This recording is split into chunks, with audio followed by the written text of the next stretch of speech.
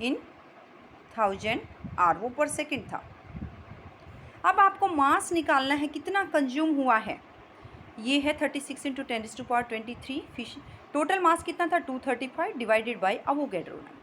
तो आप यहाँ ध्यान से देखिए, जो भी डेटा गिवन है इसका मतलब ये है कि आपको हर टर्म को यूज करना है यहाँ पे।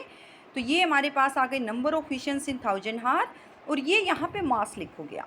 तो इस तरह से एक्सप्लेन करोगे, आपको मिस्टेक नहीं करनी है। 36 into 10⁻23 into 235 divided by Avogadro number, it is coming out to be 1410 gram 1.41 kg। तो यहाँ से मेरा ये इसका आंसर हो गया। नेक्स्ट क्वेश्चन देखते हैं। देखिए, जो 5th क्वेश्चन में प्रॉब्लम्स थी यही है लास्ट, बाकी सी जो है थ्योरेटिकल पोर्शन रहा होगा, और या जो कोई पार्ट है डी का सेकंड पार्ट फिर ऐसा है जो हमारे पास न्यूमेरिकल प्रॉब्लम है। तो प्रॉब्लम्स को मैं सोल्व करा रही हूँ आपकी continue. An insulator has an optical absorption, insulator में जो एब्जॉर्प्शन हो रही है, एब्जॉर्बेंस है, वो किस पे हो रही है, for wavelength lesser than 1400 angstrom, इससे नीचे ही हो रही है। Find the width of the forbidden energy band gap for the insulator. हमें forbidden energy band gap, basically forbidden energy band क्या बोलता है, that is energy difference between valence band and conduction band. तो बेशक आप जहाँ जहाँ नीड है उसको डायग्राम बना दीजिए एग्जाम में। मेंस का पेपर है ये, लाइक आप अपने करते आए हैं, बीएससी में करते आए हैं, जितना अच्छे से एक्सप्लेन करेंगे उतने ही मार्क्स अच्छे मिलेंगे। तो energy gap between conduction and valence band for an insulator, that is forbidden gap.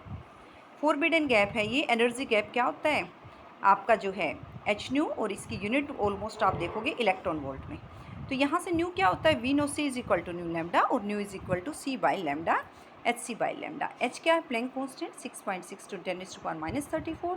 सी की वैल्यू होती है 3 × 10⁸ मीटर पर सेकेंड। लैम्डा आपको गिवन है वेवलेंथ 14 × 10⁻⁻10, क्योंकि यंगस्टोन में थी इसको मैंने मीटर में कन्वर्ट किया।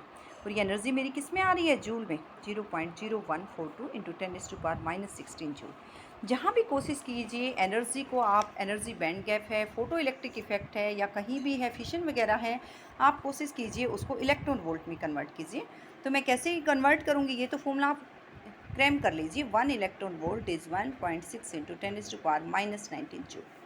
जैसे ही मुझे इसको इलेक्ट्रॉन वोल्ट में लाना है तो आप क्या डिवाइड करोगे, जूल है तो 1.6 × 10⁻⁻19, इससे मैंने डिवाइड किया।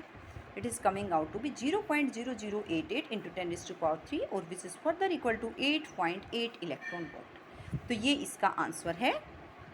तो इसी तरह से मैं सॉल्यूशन कंटिन्यू करती रहूँगी। आप मुझे कमेंट सेक्शन में डाल सकते हैं, किसी के और क्वेरीज़ हैं या किसी को जो है किसी और क्वेश्चन में डाउट है तो आप मुझे कमेंट सेक्शन में डाल सकते हैं। Thank you all. I hope ये सॉल्यूशन आपके लिए यूज़फुल रहेगा। Again thanks.